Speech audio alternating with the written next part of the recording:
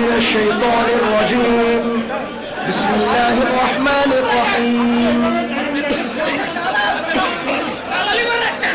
إن الله اشترى من المؤمنين أنفسهم وأموالهم بأن لهم الجنة يقاتلون في سبيل الله فيقتلون ويقتلون وعدا عليه حقا في التوراة والإنجيل والقرآن ومن أوفى بعهده من الله فاستبشروا ببيعكم الذي بايعتم به وذلك هو الفوز العظيم. بسم الله الرحمن الرحيم. وتعاونوا على البر والتقوى ولا تعاونوا على الإثم والعدوان واتقوا الله إن الله شديد العقاب. وقال رسول الله صلى الله عليه وسلم إذا ضيعت الأمانة فانتظر الساعة. قيل كيف أضاعت الأمانة؟ قال إذا وسد الأمر إلى غير أهله أو كما قال عليه الصلاة والسلام. صدق الله العظيم وصدق رسوله النبي الكريم ونحن على ذلك من الشاهدين والشاكرين والحمد لله رب العالمين.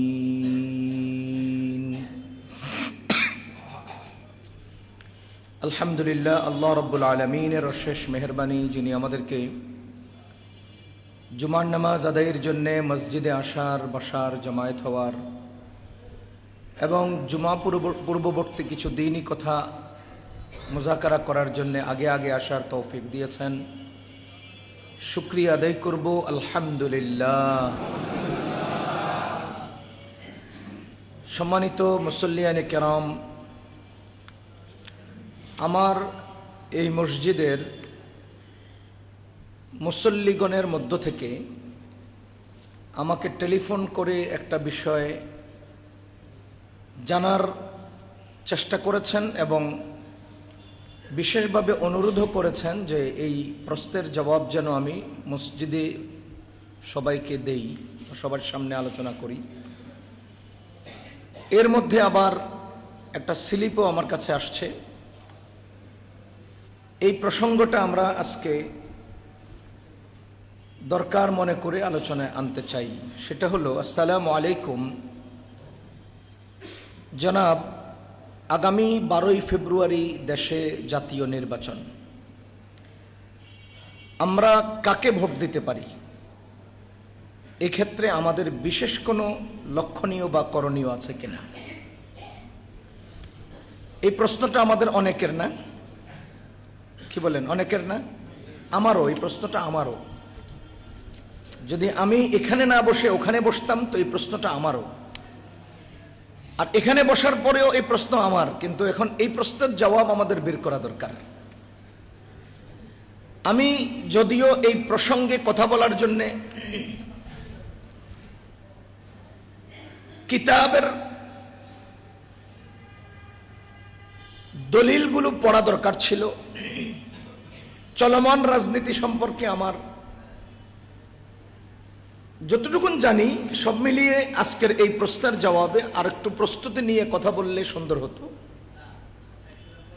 তবুও এই মুহূর্তে যদ্দূর আমার পক্ষে সম্ভব আমি আপনাদেরকে অনুরোধ জানাবো এবং এই বিষয়টা উপস্থাপন করে সেই মতো চলার প্রস্তাব করব। আগামী 12ই ফেব্রুয়ারিতে বাংলাদেশের জাতীয় নির্বাচন। গতকাল থেকে এটার প্রচারণা শুরু হয়েছে।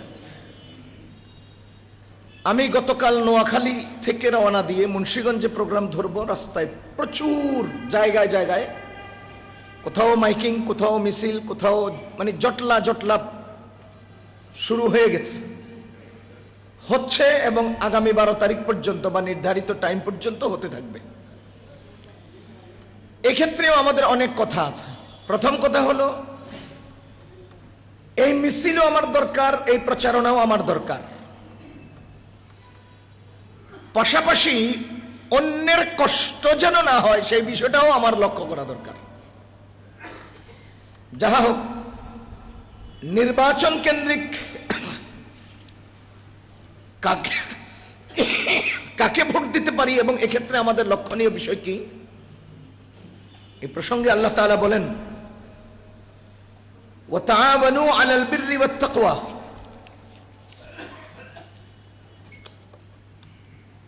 ওয়াতাআওয়ানু মানে একে অন্যকে সহযোগিতা করো।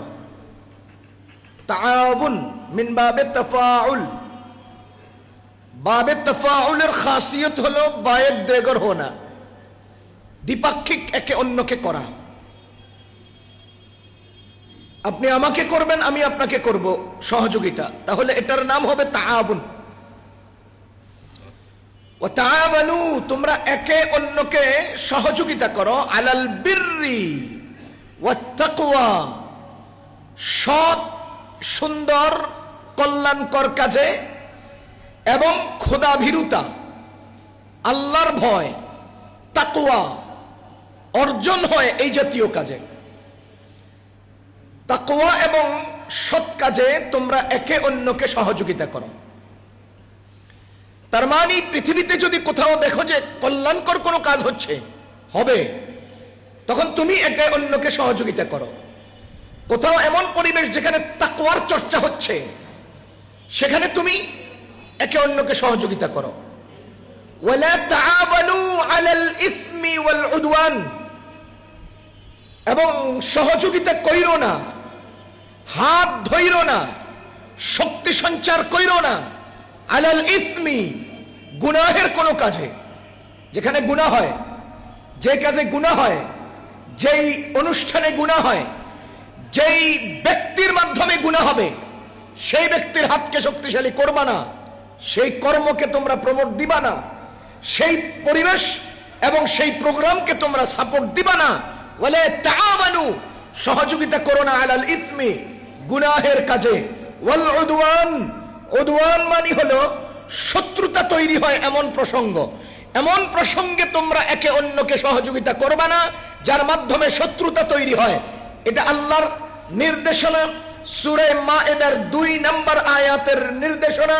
যেখানে শত্রুতা তৈরি হতে পারে এমন প্রসঙ্গে তুমি সহযোগিতা করবা না। এবার আপনারা এই হিসাব মিলান, আমার এই ব্যাপারে লক্ষণীয় কি, করণীয় কি। সমাজের মধ্যে যার মাধ্যমে গুনাহের বাজার বেশি হবে, যার মাধ্যমে সমাজে দলাদলি, মারামারি, হানাহানি এবং এক পক্ষ অন্য পক্ষের প্রতি বিদ্বেষ এবং শত্রুতার বীজ বপন হবে, এরকম কোন নেতাকে সাপোর্ট দেওয়া আল্লাহর এই আয়াত নিষেধ করে দিয়েছে। সুতরাং আমার কি করণীয়?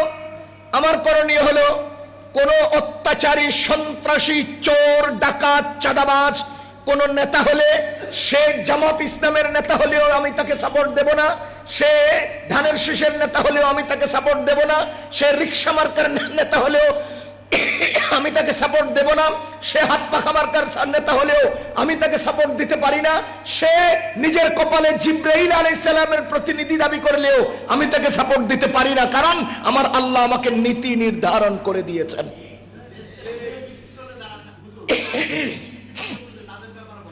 আমি আপনাকে ফ্লোর দেই নাই যে আপনি আমাকে প্রশ্ন করেন। কথা বুঝেন? আমি এখানে বসতে বলেছি, রাখেন, আমি এখানে বসেছি বলার জন্যে। যদি আমি আপনাকে বলতাম যে আপনাদের কারো প্রশ্ন আছে কিনা, খেয়াল করেন, আমি যদি বলতাম যে আপনাদের কারো কোনো প্রশ্ন আছে কিনা, তাহলে সেই প্রশ্নের জবাব দিবেন, সেই প্রশ্ন আপনি করার সুযোগ পাবেন। আমার চলমান বক্তব্যের মাঝখান দিয়ে আপনি টাস করে প্রশ্ন উত্থাপন করবেন না, এটা ভদ্রতার মধ্যে পড়ে না, এটা ভদ্রতার মধ্যে পড়ে না। আমার বক্তব্য শেষ হোক, দেখেন, আমার বক্তব্য শেষ হোক, একটা 5 মিনিট 10 মিনিটে আমি বয়ান শেষ করব। আপনার কোনো প্রশ্নের জবাব থেকে গেলে তখন গিয়ে আপনি প্রশ্ন করবেন। কথা শুরু করি না, এখনই প্রশ্ন শুরু করছেন। দেখেন, ওয়ালা তাআওয়ানু আলাল ইসমি ওয়াল উদওয়ান মসজিদ আল্লাহর ঘর, এটা আমিও জানি, আপনিও জানেন। সুতরাং আমার বক্তব্য চলাকালে আপনি যে আওয়াজ দিচ্ছেন, এটাও তো মসজিদ আল্লাহর ঘরের সাথে খেলাফ হচ্ছে। চুপ চুপ থাকেন, সবাই চুপ থাকেন, সবাই চুপ থাকেন। নির্বাচন বাইরে, এখন কত কি বলতেছি আমি? নির্বাচনের কথা বলবো না?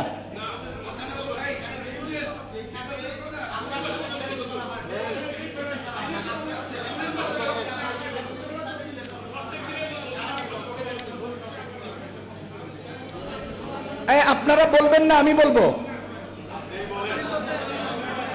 চুপ থাকবেন, চুপ থাকবেন, চুপ থাকবেন। এই কোরআন শরীফ পড়তে পারেন? আপনি কোরআন শরীফ পড়তে পারেন? পারেন? কোরআন শরীফের আয়াত বলতেছি আমি কোরআনের আয়াত বলতেছি। আরে কোরআনের আয়াত বলতেছি আমি। চুপ থাকেন। কোরআনের আয়াত বলতেছি। কোরআন শরীফ কি? কোরআন শরীফ কি? রাখেন। কোরআন শরীফ কি? রাখেন, বসেন, চুপ থাকেন। আরে আশ্চর্য, আমি বললাম যে আমি কথা শেষ করি, তারপরে যখন প্রশ্ন করবেন। রাখেন। আল্লাহ,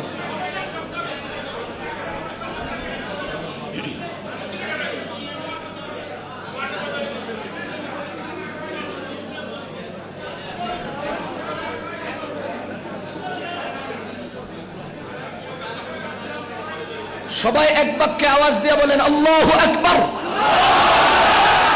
আল্লাহু আকবার, আল্লাহু আকবার। তাকবীরের দ্বারা শয়তান পালায়। তিনবার তাকবীর দিছি, এরপরে যে কথা কব, হ্যাঁ রে, আমি মসজিদ থেকে বের করে দেব। এটা মসজিদ। আমি আয়াত অনুবাদ করে দিচ্ছি। আপনার কোনো বাহাদুরি থাকলে আমার অনুবাদের ভুল হলে আপনি ধরে দিবেন। আমার আয়াতের বাহিরে গেলে ভুল হলে আপনি ধরে দিবেন। আমি হাদিস না বললে আপনি ভুল হলে ধরে দিবেন। আমি খতিব এখানকার। আমি আপনার থেকে অন্তত 100 গুণ বেশি যোগ্যতা নিয়ে এখানে বসেছি। আমি আপনার থেকে অন্তত 100 গুণ বেশি যোগ্যতা নিয়ে এখানে বসেছি। আমি আপনাকে ফ্লোর যদি দিতাম যে আপনার কোনো কথা আছে কিনা, তখন আপনি কথা বলবেন। আমি শুরুতেই বলেছি এটা ভদ্রতার মধ্যে যায় না। এরপর আপনি কথা বলেন কেন? অভদ্র আচরণ করেন কেন? আল্লাহ তাআলা কি বলছেন?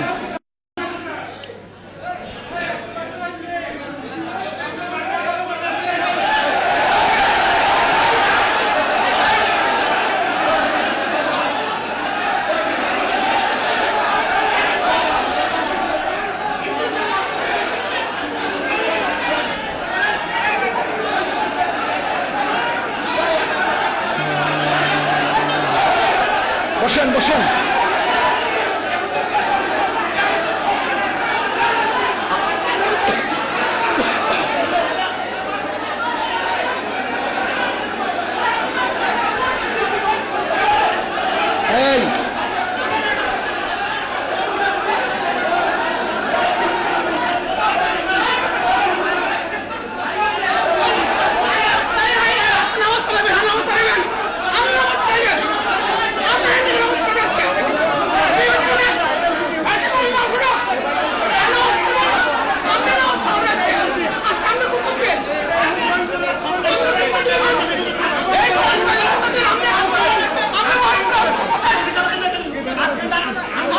أعوذ بالله من الشيطان الرجيم. بسم الله الرحمن الرحيم. إن الله اشترى من المؤمنين أنفسهم وأموالهم بأن لهم الجنة يقاتلون في سبيل الله فيقتلون ويقتلون وعدا عليه حقا في التوراة والإنجيل والقرآن ومن أوفى بعهده من الله فاستبشروا ببيعكم الذي بايعتم به وذلك هو الفوز العظيم. التائبون العابدون الحامدون السائحون الراكعون الساجدون الآمرون بالمعروف والناهون عن المنكر والحافظون لحدود الله وبشر المؤمنين.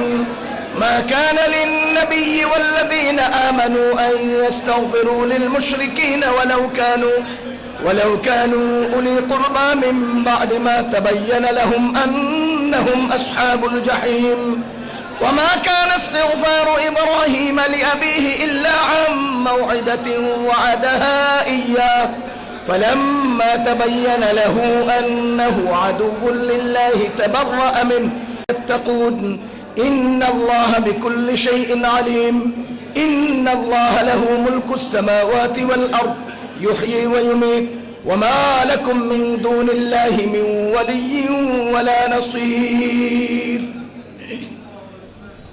الله أكبر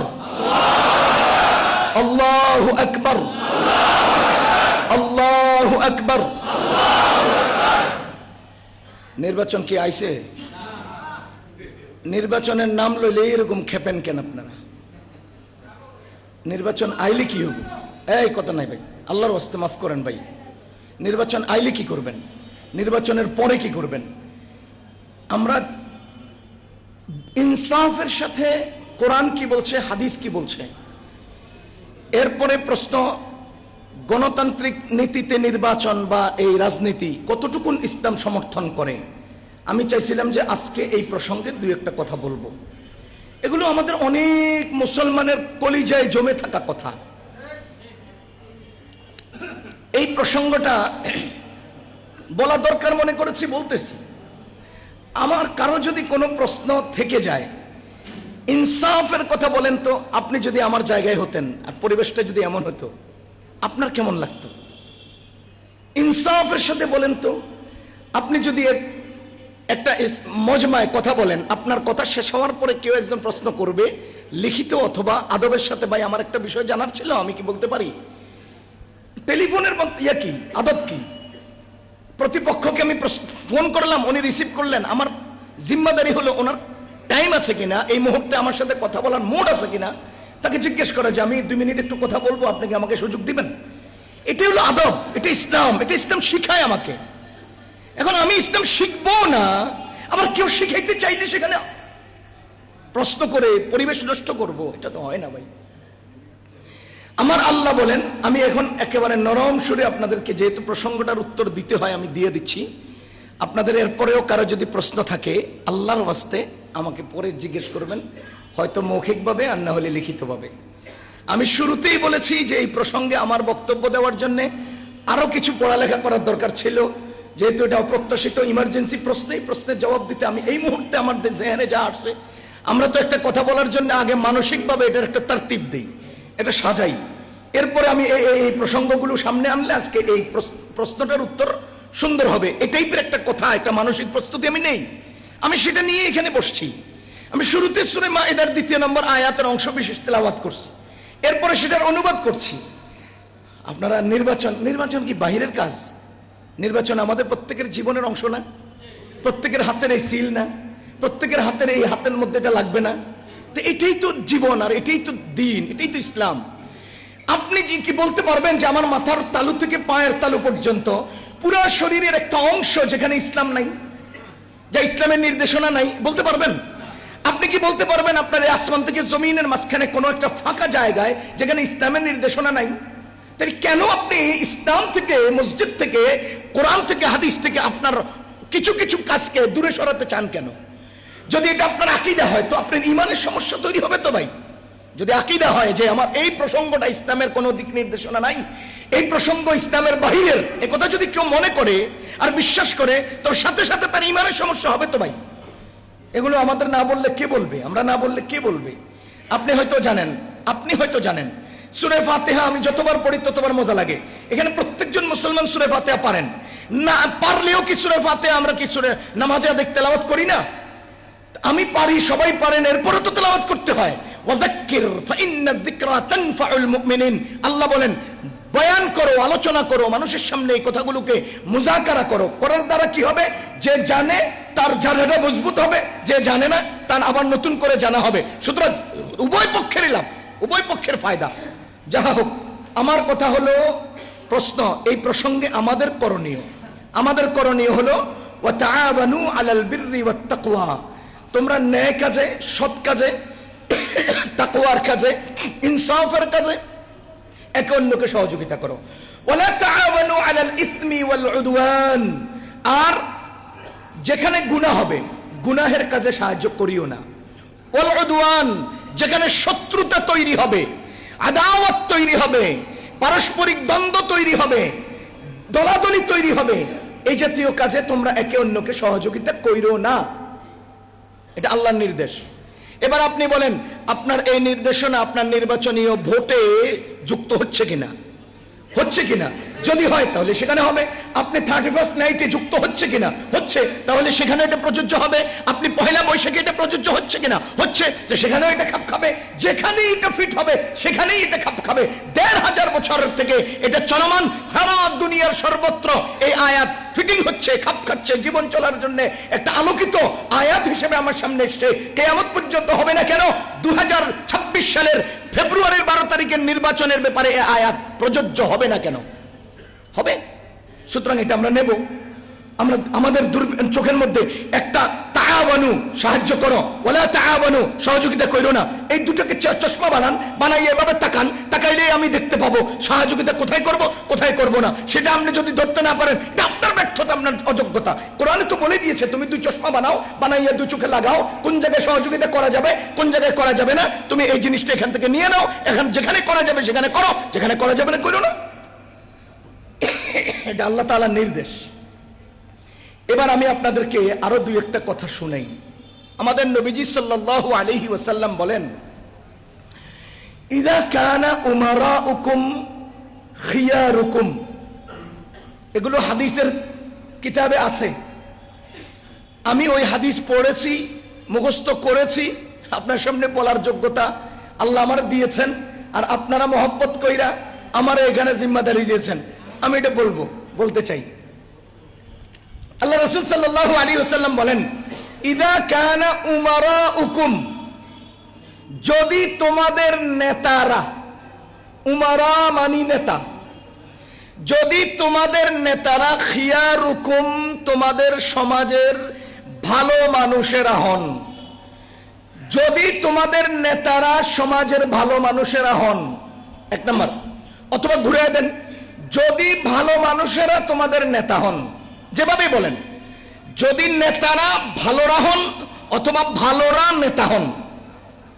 2, ইযা কানা উমারাউকুম খিয়ারুকুম ওয়া আগনিয়াউকুম সামাহাউকুম, আর তোমাদের ধনীরা যদি দানবীর হন অথবা দানবীররা যদি ধনী হয়।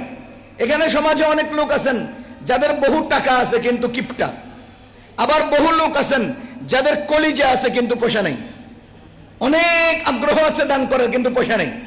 তো কি দাঁড়াইলো? নবীজি কি বলেন? ওয়া আগনিয়াউকুম সামাহাউকুম, তোমাদের ধনীরা যদি দানবীর হন অথবা দানবীররা যদি ধনী হন।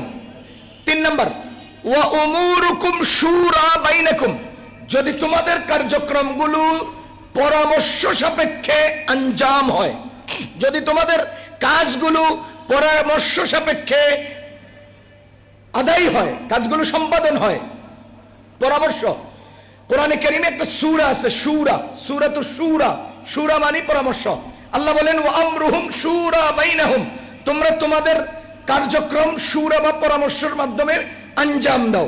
নবীজি বলেন, মানিস্তাশারা ফালা নাদিমা, যে ব্যক্তি মশওয়ারা করে কাজ করে সেই ব্যক্তি লাঞ্ছিত লজ্জিত হয় না। ওই যে আমরা বলি না, 10 মিলে করি কাজ হারি জিতি নাহি লাজ। 10 মিলে করি কাজ মানে 10 জনের মেধা একাত্র করে পরামর্শ সাপেক্ষে যদি কাজ করি, হারি জিতি নাহি লাজ, সে লজ্জিত হয় না। এটা নবীজির হাদিসের অনুবাদ। তাহলে 3টা কথা বলেছেন নবীজি। 1 নম্বর, ইযা কানা উমারাউকুম খিয়ারুকুম, যদি সমাজের নেতারা ভালো হয়, ওয়া আগনিয়াউকুম সামাহাউকুম, যদি সমাজের ধনীরা দানবীর হয়, ওয়া উমুরুকুম শুরা বাইনাকুম, আর যদি কার্যক্রমগুলো তোমাদের পরামর্শ সাপেক্ষে সম্পাদিত হয়, যদি হয়, নবীজি বলেন, ফাযহারুল আরদি খায়রুম মিন বাতনিহা, যহারুল আরদি খায়রুম মিন বাতনিহা। জহারুন মানি হলো পিঠ, বাতানুন মানি হলো পেট। বলেন, জহারুন মানি, বাতানুন মানি, ফাজহারুল আরদি, আরদুন মানি জমিন, জমিনের পিঠ, খাইরুন উত্তম, সেরা, ভালো, কল্যাণকর, তোমার জন্য উপকারী, উপযোগী, খাইরুন তোমার জন্য কল্যাণকর, কি জহারুল আরদ জমিনের পেট, মিন বাতানিহা জমিনের পিঠ, পেট থেকে, পেট মানি জমিনের পেট মানে কি আমরা বেঁচে থাকলে পিঠে থাকি, মইরে গেলে পেটে যাই। বলেন জমিনের পিঠে কতদিন? যতদিন বেঁচে আছি। বলেন জমিনের পিঠে আছি কতদিন? যতদিন বেঁচে আছি। জমিনের পেটে যাই কবে? যখন আমরা মরে যাই। এবার নবীজি বলেন ফাজহারুল আরদি জমিনের পেট, খাইরুন তোমার জন্য কল্যাণকর, মিন থেকে, বাতানিহা জমিনের পেট থেকে। তার মানে তুমি বেঁচে থাকা কালে পিঠে থাকো, মরে গেলে পেটে যাও। তো নবীজি কি বলেন? যদি তোমার আমিররা ধনী হয়, আমিররা যদি ভালো হয়, আর তোমাদের ধনীরা যদি দানবীর হয়, কার্যক্রম যদি পরামর্শ সাপেক্ষে আঞ্জাম হয়, তো ফাজহারুল আরদি জমিনের পিঠ, খাইরুম মিন বাতানিহা জমিনের পেটের চেয়ে উত্তম। তার মানে তোমরা বেঁচে থাকা মরে যাওয়ার চেয়ে ভালো। তোমরা বেঁচে থাকা মরে যাওয়ার চেয়ে ভালো।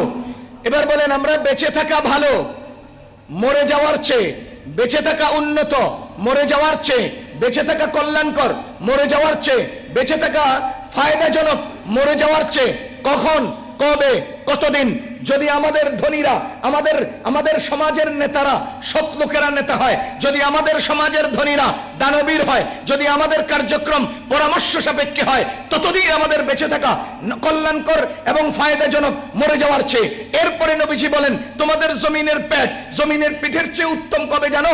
ইদা কানা উমারাউকুম শিরারুকুম যদি তোমাদের সমাজের নেতারা অসৎ লোকেরা হয়, অসৎরা নেতা হয়, অসভ্যরা নেতা হয়, নেতারা অসভ্য হয়, বলে নিকৃষ্টরা নেতা হয়, নেতারা নিকৃষ্ট হয়, চাঁদাবাজরা নেতা হয়, নেতারা চাঁদাবাজ হয়, নেতা জালিমরা নেতা হয়, নেতারা জালিম হয়। ওয়া আগনিয়াউকুম বুখালাউকুম দুই নাম্বার যদি তোমাদের সমাজের ধনীরা বখিল হয়, কৃপণ হয়, কঞ্জুস হয়, টাকাওয়ালারা যদি কিপটা হয়ে যায়। তিন নম্বর ওয়া উমুরুকুম ইলা নিসাইকুম আর যদি তোমাদের কার্যক্রম মহিলাদের হাতে চলে যায়, তোমাদের কাজের দায়িত্ব মহিলাদের কাছে চলে যায়, তোমাদের নেতাগিরি মহিলাদের কাছে চলে যায়, তোমাদের দাদাগিরি নারীদের কাছে চলে যায়, তোমাদের ঘরের কাজ নারীদের কাছে চলে যায়, তোমাদের সমাজের কাজ নারীদের হাতে চলে যায়, তোমাদের দেশের কাজ নারীদের হাতে চলে যায়। নবীজি বলেন ফাবাতানুল আরদি খায়রুম মিন যহরিহা তখন তোমাদের বেঁচে থাকার চেয়ে মরে যাওয়া ভালো। তখন তোমাদের বেঁচে থাকার চেয়ে মরে যাওয়া ভালো। খোদার কসম আমার মসজিদের মুসল্লি যে অসৎ লোকের নেতা বানাবে, আমি বলবো তুমি মসজিদ থেকে বের হতে, আমি বলেছি খোদার কসম তুমি দুনিয়া থেকে বের হয়ে কবরে চলে যাওয়া ভালো। যে লোক অসৎ লোকের নেতা বানাতে চায়, যে লোক কোন অসৎ লোকের চামচামি করে, যে লোক কোন অসৎ লোকের পেছনে সিঙ্গেরা সমুচা খাওয়ার জন্য জাহাঙ্গীর ভাই আলমগীর ভাই বলে স্লোগান দেয়, তুমি তো বেঁচে থাকার চেয়ে মরে যাওয়া ভালো। নবীজি বলেছেন তোমার কারণে আমার সমাজে অসৎ লোক নেতা হচ্ছে, তা আমারও আমাদের নবীজি বলেন তোমার তো বেঁচে থাকার চেয়ে মরে যাওয়া কল্যাণকর, তোমার তো মরে যাওয়া উত্তম। ইদা কানা উমারাউকুম শিরারুকুম যদি নেতারা অসৎ হয়, অসৎরা নেতা হয়। এবার আপনি নির্বাচন করেন নেতা কারে বানাবেন। আপনি আমারে বলতেছেন এটা বাহিরের কথা, নির্বাচন নাকি বাহিরের কথা? নির্বাচনের চেয়ে স্পষ্ট এবং হক কথা মিম্বরের কথা আর হতেই পারে না, হতেই পারে না। আপনি কি মনে করেন শুধু সেজদা দেওয়ার নামে ইবাদত, শুধু সেজদা দেওয়ার নামে ইবাদত ইসলাম? না, ইসলাম সংসদে দাঁড়িয়ে যিনি ঐক্যকণ উচ্চ কণ্ঠে আল্লাহর পক্ষে কথা বলবে, তার প্রতিনিধিত্ব করা এটা ইসলাম, সেটাই এখানে হতে পারে এবং সেটা নবীজি মিম্বরে করেছেন। হ্যাঁ বুঝি না, আবার মানুষকে অজ্ঞ করে রাখার চেষ্টা করি। কোন খতিব সাহেব সত্য কথা উচ্চারণ করতে গেলে গায়ে লাগে, সমস্যা এই জায়গায়। মানুষকে অজ্ঞতার মধ্যে ডুবায় রাখবেন না। মানুষ অজ্ঞ না, মানুষ বুঝে। আমি ওই দিন এক জায়গায় কি এক প্রসঙ্গে আমারে প্রশ্ন করছে, আমি উত্তর দিলাম, সে সাথে সাথে গুগল খুলা কহা হুজুর আপনার কথাটা গুগলের সাথে মিলছে। মানে এখন আমার কথাটা মিলবে কিনা এটা গুগল রিজিগায়। তার মানে হলো আমি মিম্বরে যে কথাগুলো বলতেছি, আপনারা যে দাঁড়ালেন আওয়াজ করলেন, এটা রেকর্ড হচ্ছে, এটা যাবে গুগলের কাছে। তো গুগলের লগে সারা দুনিয়ার লগে যে কন্টাক্ট আছে, গুগল সবার কাছে পৌঁছায় দিবে। দুনিয়া বড় মসজিদের খতিব সাহেব বক্তব্য দেওয়া কালে মানুষেরা উথামথাম করেছে, উচ্চবাচ্য করেছে, গুগল মামু থেকে শুরু করে সারা দুনিয়ার মামুরা এটা জানবে। আল্লাহ আমাদেরকে হেফাজত করুন। ইদা কানা উমারাউকুম শিরারুকুম, এবার আপনি বলেন সমাজের নেতারা অসৎরা নেতা, এটা কি আমার আপনাকে অঙ্ক করে বুঝিয়ে দেওয়া লাগবে না আপনারা সবাই দেখতেছেন? এই কথাটা আমাদের নবীজি আজকের নেতাদের ব্যাপারে বলে দিয়েছেন। ইদা কানা উমারাউকুম শিরারুকুম, শিরারুন মানে অসৎ, অসভ্য, নিকৃষ্ট, অত্যাচারী, চাঁদাবাজ, এই সব শব্দগুলো শিরার শব্দের উপরে প্রযোজ্য হয়। ওয়া আগনিয়াউকুম সামাহাউকুম, যদি ধনীরা কৃপণ হয়। এয়ারপোর্ট থেকে আমি মিরপুরের দিকে যাচ্ছিলাম একবার, অনেক আগের কথা, আছে না বনানীর পরে সিএমএইচ এর দিকে যে রোডটা গেছে কালশির দিকে, ওই রোডের মাথায় আমি বাস থেকে নামছি। আমার স্পষ্ট মনে আছে এক আল্লাহর বান্দা 3টা 5 টাকার নোট এক ফকিরকে দিচ্ছে। এই 3-5 টাকার নোট এইভাবে এভাবে একটার উপর একটা যদি থাকে, কটা দেখা যাবে? একটা দেখা যাবে। একটা মানে একটার ভিতরে একটা যদি থাকে, আপনি দিচ্ছেন কত? 5 টাকা। একটার ভিতরে একটা এভাবে থাকলে দেখা যাচ্ছে কত? তো দিচ্ছেন কত? 5 টাকা। কেউ যদি দেখে তো কত দেখবে? 5 টাকা। তো উনি তো 5 টাকা দিচ্ছেন না, উনি তো দিচ্ছেন 15 টাকা। এখন না নোটগুলো হলো 5 টাকার, যদি বলটাইয়া দেয় দেখতে 5 টাকা দেখায়, দর্শক দেখলে 5 টাকা দেখবে। আমার নিজের চোখে দেখা, তিনি এইভাবে, আমরা যদি টাস খেলে না মানে একটার সাথে একটা এইভাবে 3টা টাকা 5 টাকার নোট 3টার এভাবে মেলে এরপরে ফকিরকে দিচ্ছে। আমি দেখেছি নিজেরা, এই তুমি আই নেই। তার মানে আমি দর্শক যেন একথা বুঝি, ইনি দানবীর কত টাকার? 15 টাকার। আর যদি পেঁচাইয়া ঢুকাইয়া দেই তো 5 টাকার। আমি কয়দিন আগে এই বছর সখীপুর এক মাহফিলে গেছি, সখীপুর টাঙ্গাইল। সেখানে অন্তত 6 থেকে 7টা গেট অতিক্রম করেছি। ওই গেটের উপরে, আমি নাম বলবো না, আমি ছবি উঠে আনছি, আমার মোবাইলে ছবি আছে এখনো। গেটের উপরে লেখা দানবীর মোহাম্মদ নোমান কাসেমি। গেটের উপরে কি লেখা? দানবীর মোহাম্মদ নোমান কাসেমি। এ ভাই, দানবীর আসলে কারে কয়? দানবীর কারে কয়? আপনি কি জীবনে 2 টাকা দান করেন নাই? তো 2 টাকা দান করলে সে দানবীর হয় না? দান করলেই তো দানবীর হয়। তো আপনিও দানবীর, আপনিও এই সবগুলোর মাঝখানে এই নোমান কাসেমি নিজের নামের উপরে দানবীর মোহাম্মদ নোমান কাসেমি লিখলো, যে ঘটনাটা কি?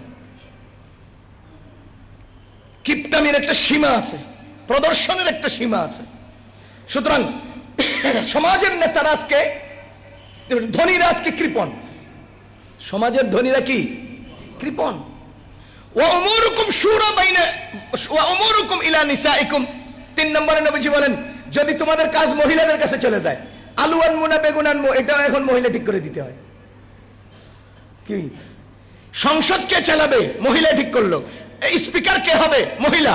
ওই এমপি কে হবে? রিজার্ভ মন্ত্রী কে হবে? মহিলা। সমাজের 3 ওয়ার্ডে 3 জন পুরুষ মেম্বার হলেও 3 ওয়ার্ড মিলেই একজন মহিলা। কি আজীব কথা! এই সবগুলো হিসাব নিকাশ করলে আমরা দেখি কোরআনের আয়াত আর হাদিসের বর্ণনা সমাজকে কিয়ামতের দিকে ঠেলে দিচ্ছে। আমরা এখন বেঁচে থাকার চেয়ে মরে যাওয়া ভালো। 3 নম্বর আরেকটা হাদিস শুনে আপনাদেরকে।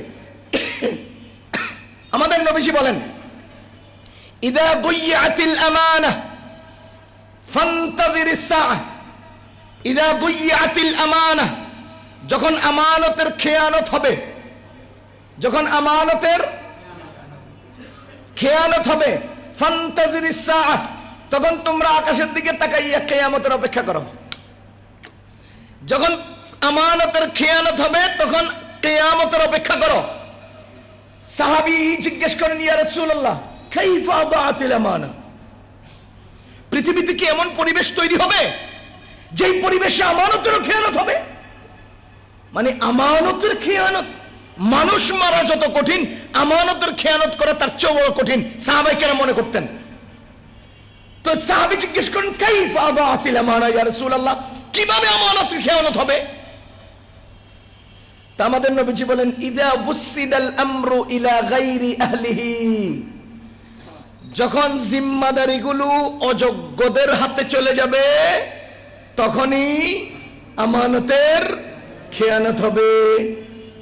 এবার বলেন, যখন বলেন দায়িত্ব অযোগ্যদের হাতে চলে যাবে তখনই আমানতের খেয়ানত হবে।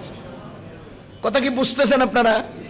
এই এলাকার চেয়ারম্যান অযোগ্য, চেয়ারম্যানের বোর্ড অফিসে ঢুকার আগেই চেয়ারম্যান এলাকার বরাদ্দ চাউল হারায় যাবে। বুঝেন নাই? আমি এলাকার নাম লইছি, আমি এলাকা চিনি না, আমি যে এলাকার নাম লই, যে কোনো এলাকার কথা বলছি, মুতলাকান এই জেনারেল কথা। এলাকার চেয়ারম্যান অযোগ্য তো বোর্ড অফিসে প্রবেশের আগেই এলাকার বরাদ্দকৃত চাউল হারিয়ে যাবে, এটার নাম খেয়ানত। আমি চেয়ারম্যান, আমার ভাইগনায় এই এলাকার বরাদ্দকৃত সেগুলোকে বন্টন করবে তার দায়িত্বে। তো আমার ভাইগনায় করবে কি, প্রথমে কয়েক ট্রাক পুরান ঢাকায় বিক্রি করবে আর 2 ট্রাক একদম নিম্নমানের নিচের পাথরওয়ালাগুলো অন্য করে বন্টন করবে। খেয়ানত। খেয়ানত মানে কি? আমানতের খেয়ানত, এটা একটু এক মিনিটে বুঝিয়ে দিই। আমানত বলতে আমরা সবচেয়ে এবং সবার আগে যেটা বুঝি সেটা হলো, কামরুল সাহেব আমাকে 50,000 টাকা রাখছেন, যে আপনার কাছে রাখেন, আমি 2 মাস পর্যন্ত বালিশের নিচে তিনি যেভাবে দিয়েছেন সেভাবে রেখে দিলাম। এরপরে ওনাকে আবার অবিকল যা টাকা দিলেন তাই ফেরত দিলাম। এটার নাম আমানত রক্ষা করা। আমরা এটাকে আমানত মনে করি। তিনি আমাকে যে জিনিসটা দিয়েছেন অবিকল, সেই জিনিসটা আমি ঠিকমতো পরিশোধ করা, এটার নাম কি আমানত এবং আমানতের রক্ষা করা মনে করি। আর যদি আমি সেটাকে নিজের মতো করে কুক্ষিগত করে ফেলি, খেয়ে ফেলি, ব্যবহার করে ফেলি, এটা আমানতের খেয়ানত মনে করি। আমরা এটাকে আমানত খেয়ানত মনে করি না। আমানত আমার, আমি যে মিম্বরে বসছি এই মিম্বরের দায়িত্বগুলো আমার কাছে আমানত।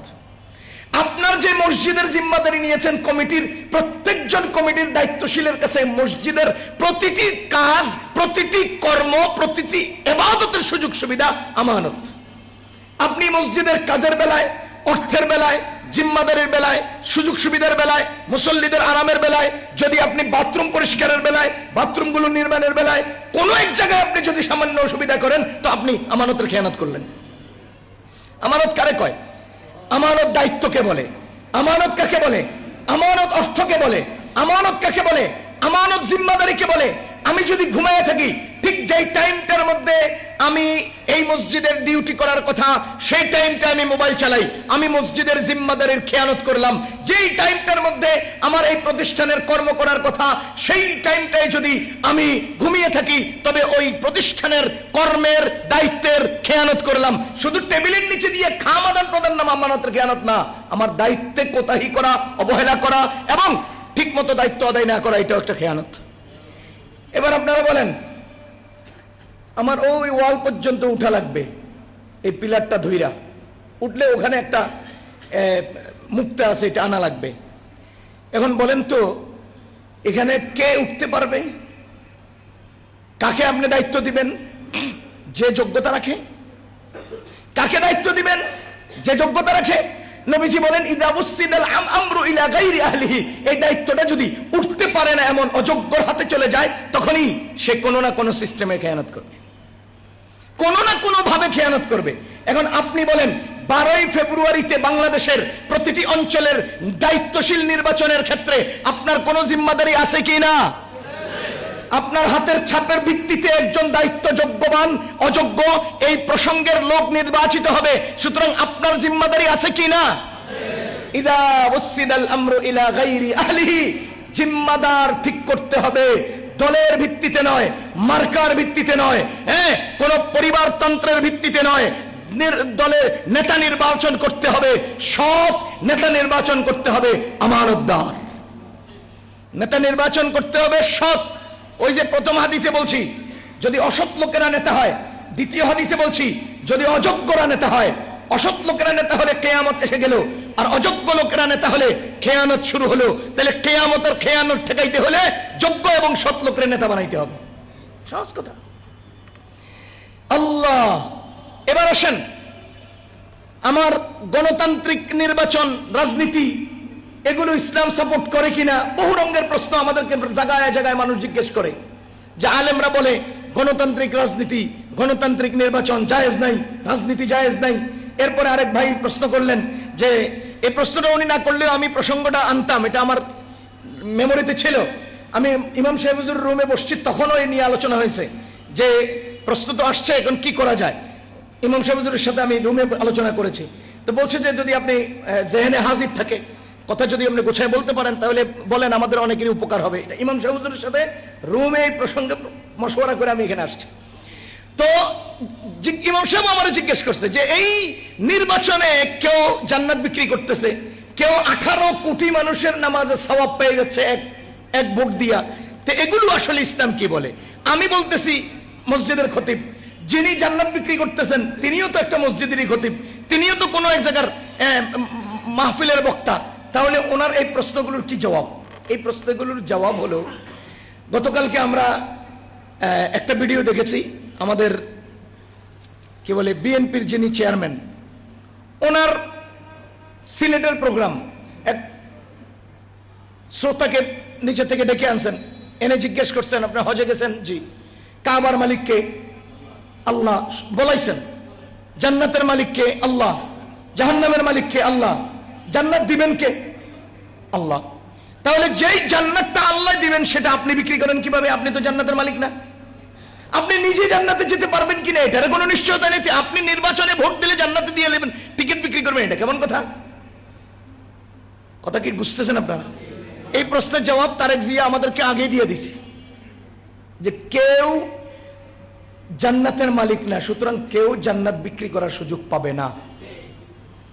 তবে হ্যাঁ, আলেম ওলামা নিরপেক্ষভাবে কোরআনের অকাট্য দলিলের ভিত্তিতে, হাদিসের অকাট্য দলিলের ভিত্তিতে, কোরআন হলো আল্লাহর কালাম, আল্লাহর ওয়াদা, হাদিস হলো কালামের ব্যাখ্যা, আল্লাহর ওয়াদা। সুতরাং হাদিসের ভিত্তিতে, কোরআনের ভিত্তিতে যদি কেউ অকাট্য দলিলের আলোকে বলতে পারে যে এই কর্ম করলে জান্নাত, এবং কোরআনে অকাট্যভাবে এটা উল্লেখ আছে, তাহলে সেটা আমিও বলতে পারি, আপনিও বলতে পারেন। কিন্তু কোরআনের কোনো দলিল দূরবর্তী কোনো সম্পর্ক নাই, এরপরে আপনি কবেন আমারে ভোট দিয়ে লাইলে তুমি জান্নাত পাইলে, বা এটা বলা যাবে না। এটা কোরআনের অপব্যাখ্যা, এটা ধর্মের ব্যবসা। এটা কি? ধর্মের ব্যবসা। খুব ভালো করে বুঝেন। আমারে ভোট দিলে তুমি জান্নাত পাইবা, এটা কেমন কথা? আমার নিজের লুঙ্গি ঠিক থাকবে না কিয়ামতের দিন, আমি কেমনে তোমার জান্নাত দিব?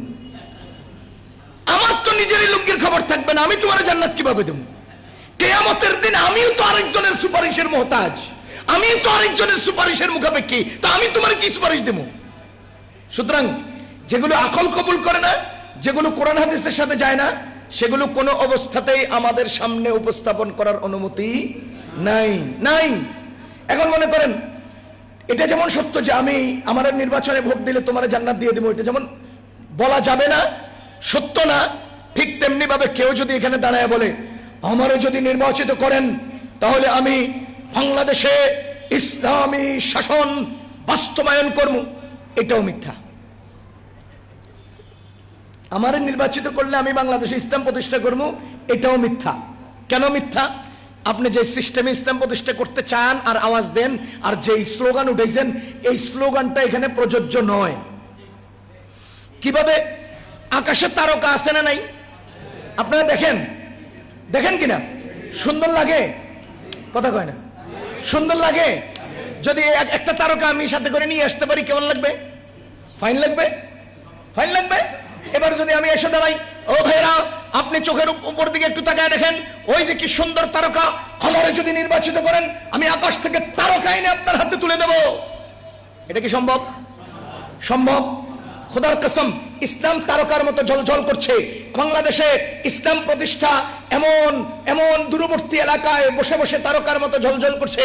আমরা যারা বাংলাদেশে অবস্থান করছি, এই বাংলাদেশের সোসাইটি, বাংলাদেশের পরিবেশ, বাংলাদেশের ভৌগোলিক অবস্থান, বাংলাদেশের বর্তমান হালত, এই হালতের ভিত্তিতে এই আলোকিত ইসলামকে যদি কেউ বলে আপনি যদি আমারে নির্বাচিত করেন আমি ইসলাম আইনে এখানে বাস্তবায়ন করবো, ঠিক আপনি যদি আমারে নির্বাচন করেন আকাশ থেকে তারা আইনে এখানে আপনার হাতে দিয়ে দেবো, দুটোটা সমান।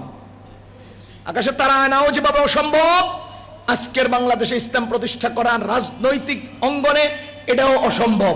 সুতরাং এই অসম্ভব বিষয়গুলোকে আপনার সামনে উপস্থাপন করার ওয়াদা করা, এটা মিথ্যা, এটা হুদা। হ্যাঁ, আপনি যদি এই কথা বলেন যে আমি বাংলাদেশের যদি নির্বাচিত হই চাঁদাবাজি কমাবো, আমি এটা আপনি পারবেন। যদি বলেন যে আমি নির্বাচিত হলে সৌহার্দ্য বৃদ্ধি করব, এটা আপনি পারবেন। আমি যদি নির্বাচিত হই তাহলে আমি নিরাপত্তা ব্যবস্থা আরো উন্নত করব, এটা আপনি পারবেন। আপনি যদি নির্বাচিত হই আমি চোর ডাকাতদের উপদ্রব কমাবো, এটা আপনি পারবেন। কিন্তু আপনি যদি বলেন আমি নির্বাচিত হলে জান্নাত দিয়ে দেব, এটাও মিথ্যা। যদি বলেন আমি নির্বাচিত, এটা সিস্টেমের নাই। যে মেশিনে বোতল বানায়, কিসের? প্লাস্টিকের, দিয়ে রাখছেন প্লাস্টিক, বানাবেন বোতল। আর আপনি যদি বলেন যে আমি এখানে স্টিলের বোতল বানাবো, হবে না তো, এখানে পদার্থই তো প্লাস্টিক। সিস্টেমটাই তো আপনার এখানে ইসলামের বাহির, তা আপনি এখানে ইসলাম প্রতিষ্ঠা করবেন কিভাবে? সুতরাং আমি এবার প্রশ্ন হলো, গণতান্ত্রিক এই নির্বাচন এটা ইসলাম সাপোর্ট করে কিনা? এই প্রসঙ্গে উত্তর হলো, গণতান্ত্রিক ধারায় গণতন্ত্র প্রতিষ্ঠার নির্বাচন, গণতান্ত্রিক ধারায় গণতন্ত্র প্রতিষ্ঠার এই রাজনীতি, এটাকে ইসলাম সাপোর্ট করবে না। তবে চলমান এই বাংলাদেশের রাজনীতিতে এর মাধ্যমে নেতা নির্বাচিত হয়, এর মাধ্যমে ধর্ম পালনের স্বাধীনতা, এর মাধ্যমে অনৈতিক, অনিসলামিক এবং অসামাজিক কার্যক্রম প্রতিষ্ঠার ক্ষেত্রে আমাদের পদক্ষেপ গ্রহণের সুযোগ সুবিধা থাকা না থাকা, এগুলো যেহেতু এর সাথে যুক্ত আছে, সুতরাং চলমান রাজনীতিতে অংশগ্রহণ করা জায়েজ। কিসের ভিত্তিতে? তা'মুরুনা বিল মারুফি ওয়া তানহাউনা আনিল মুনকার, তুমি সৎ কাজের আদেশ করবা, অসৎ কাজ থেকে বারণ করবা। এই সৎ কাজের আদেশ, অসৎ কাজ থেকে বারণ করার ভিত্তিতে যদি আমি নির্বাচনে না যাই, যদি আমি রাজনীতিতে না যাই, যদি কোনো দলের সাথে যুক্ত না হই, তাহলে আমি তো আমার সৎ কাজের আদেশগুলো দিতে পারছি না, আমি তো আমার অসৎ কাজ থেকে বারণ করার সুযোগটা পাচ্ছি না। সুতরাং চলমান রাজনীতিতে কেউ যদি যুক্ত হতে চান, আলেম হোক, জালেম হোক, মুসলিম, সবাই এর মধ্যে যুক্ত হতে পারবেন এবং হয়ে সৎ কাজের পক্ষে আপনি ভোট দিয়ে দেশে সৎ এবং অসৎ কাজ থেকে মানুষকে বারণ করার এই ভূমিকা রাখতে পারবেন। সুতরাং এটা ইসলাম প্রতিষ্ঠার রাজনীতি নয়, এটা সমাজের সৎ অসৎ কাজের আদেশ নিষেধের ব্যাপারে আমরা ভূমিকা রাখার ক্ষেত্রে এই নির্বাচনে অংশগ্রহণ করব, করতে পারবো, এই রাজনীতিতে অংশগ্রহণ করব এবং করতে পারবো। আমি এটার ইসলাম প্রতিষ্ঠার রাজনীতি বলি নাই, এটাকে আমার ইসলাম থেকে একদম বাহিরও করে দিতে চাই না। এটা ইসলামের একদম বাহিরও না, আবার এটাই ইসলামের একমাত্র মাধ্যম, সেটাও না। তাহলে ওই যে তা'মুরুনা বিল মারুফ ওয়া তানহাউনা আনিল মুনকার, তুমি যে সৎ কাজের আদেশ দিবা, অসৎ কাজ থেকে মানুষকে বারণ করবা, কিভাবে করবা? মনে করেন আমি মসজিদের খতিব, এই গত আওয়ামী লীগের আমলে ধুলাইপাড়ে একটা মূর্তি তৈরি করবে, বিশাল এক মূর্তি বানাবে। তখন কি করছি? আমি আওয়াজ দিয়ে বলছি না বানাবেন না। আপনি আপনার ব্যবসা প্রতিষ্ঠানে দাঁড়ায় বলছেন না বানাবেন না, সরকার শুনবে না। কিন্তু রাজনৈতিক যদি কোনো শক্ত প্ল্যাটফর্মের পক্ষ থেকে এসে সরকারকে বলে না বানানো যাবে না, তখন সরকারের টনক নড়বে, হ্যাঁ আমার বিপরীত পক্ষের রাজনৈতিক প্ল্যাটফর্ম থেকে আমাকে নিষেধ করা হয়েছে, সুতরাং এটা বানাবো না। বানাই নাই। তাহলে এত বিশাল একটা অসৎ কাজের বারণ করছে কারা? বিপরীত পক্ষের ইসলামপন্থী রাজনৈতিক নেতারা। যদি এটা না থাকতো তাহলে এখানে মূর্তি তৈরি হতো। যদি ওরকম প্ল্যাটফর্মের পক্ষ থেকে শক্ত অবস্থান না হতো ওলামায়ে কেরামের, তাহলে এখানে মূর্তি তৈরি হতো। সুতরাং এই জাতীয় অন্যায় কাজ বারণের ক্ষেত্রে ভূমিকা রাখার জন্য ওলামায়ে কেরাম রাজনৈতিক অঙ্গনে বিশাল বড় প্ল্যাটফর্ম তৈরি করতে হবে এবং তৈরি করা দরকার। হ্যাঁ, আমি এটা বলি নাই যে এর মাধ্যমে ইসলাম প্রতিষ্ঠা করে ফেলবেন, না, সেই সূত্র এখানে আসবে না। সৎ অসৎ কাজের বাধার আদেশ এইটা প্রতিষ্ঠার জন্য রাজনৈতিক অঙ্গনে ভূমিকা রাখার দরকার আছে। আল্লাহ তাআলা আমাদেরকে বুঝ দান করুন। আল্লাহ আমাদের বাংলাদেশের কল্যাণে, দেশের জনগণের কল্যাণে, দেশের মাটি ও মানুষের কল্যাণে, মানুষের জান মালের নিরাপত্তার প্রয়োজনে সৎ, ইনসাফগার এবং জনদরদী নেতা দান করুন।